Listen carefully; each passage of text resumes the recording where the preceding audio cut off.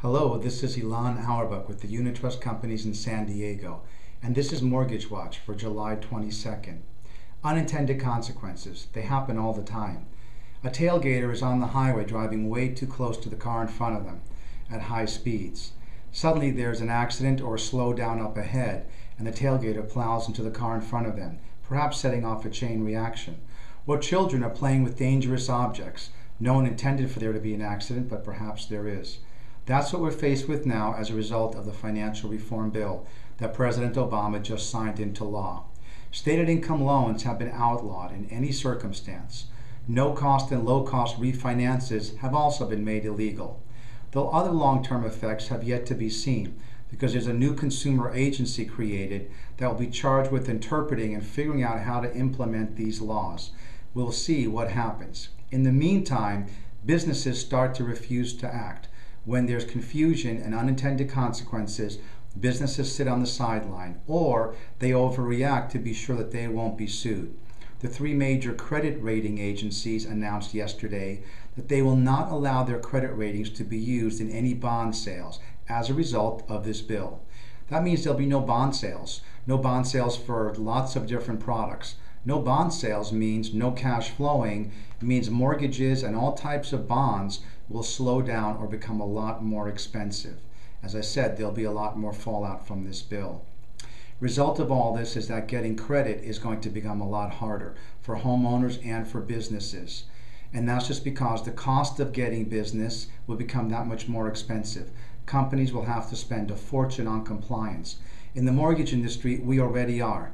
Companies are spending 2 to 3 times what they used to spend, and it's really not done much good. I challenge anyone to figure out what any of the recent government-issued disclosures are designed to tell anyone about their loan. In the middle of all this, elected officials from Congress to the President are touting all that they've done. Mindless that they've created these unintended consequences. Or perhaps they're not unintended, and that's really what they wanted all along. The housing market, which is struggling, is going to become weaker and weaker.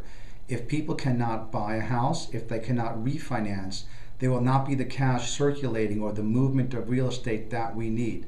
It will take years to recover, and this financial reform bill really has a big hand in making it more difficult. But wait, there's more.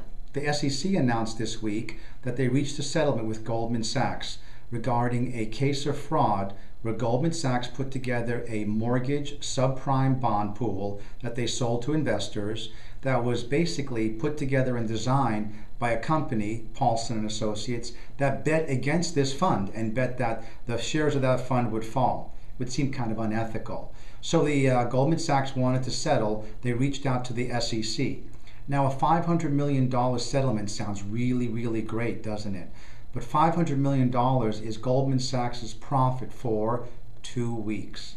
And also, because there won't be any trial, there won't be any information made public.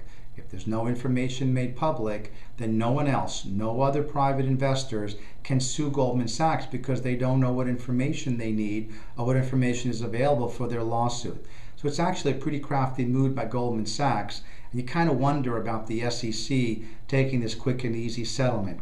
This is not the enforcement that they were promising everyone, and if you look behind the scenes, unintended consequences.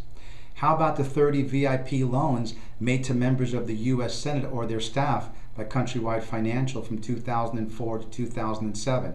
That news came out over the past week. These loans were made at below market rates, significantly below market rates. And the list includes Senator Chris Dodd, the author of the financial reform bill in the Senate. Isn't that a terrible coincidence? Countrywide made 173 VIP loans to upper staff of Fannie Mae and Freddie Mac. All these loans were significantly below market rates. I've said it before, this is my primary theme here. You cannot legislate ethics or morality. These revelations are proof of that. If major senators are going to take their elected office and throw it away because they saved 3% on their mortgage rates, this country is in serious trouble. Perhaps it's always been like this and this is business as usual, but I think from where we are now, what we're looking for is a serious national debate or focus on ethics, morality, starting at the highest offices, the president, Congress, etc. We really need to take a look at that, or else we've done nothing differently. Well, let's talk about mortgage rates and the economic environment this week. I mentioned some of the news earlier. In Europe, we have the stress tests that are being conducted on all of Europe's banks. Problem in Europe is there's so many different countries. Every country is insisting on a different stress test for their banks. And of course, those stress tests are highly unlikely to find any weakness at that bank. The Greek economic minister basically said all the Greek banks are in great shape. There won't be any problems. We know that's not true, so it may have the unintended consequences of boomeranging and causing investors to be even more scared about Europe's financial prospects for the future. That comes out on Friday. We're interested to see how the market reacts. In the meantime, mortgage rates are at all-time lows and remain that way. The 2-year bill touched down again to new lows recently. The 10-year is still in very, very low shape, and that is what 30-year rates are based on.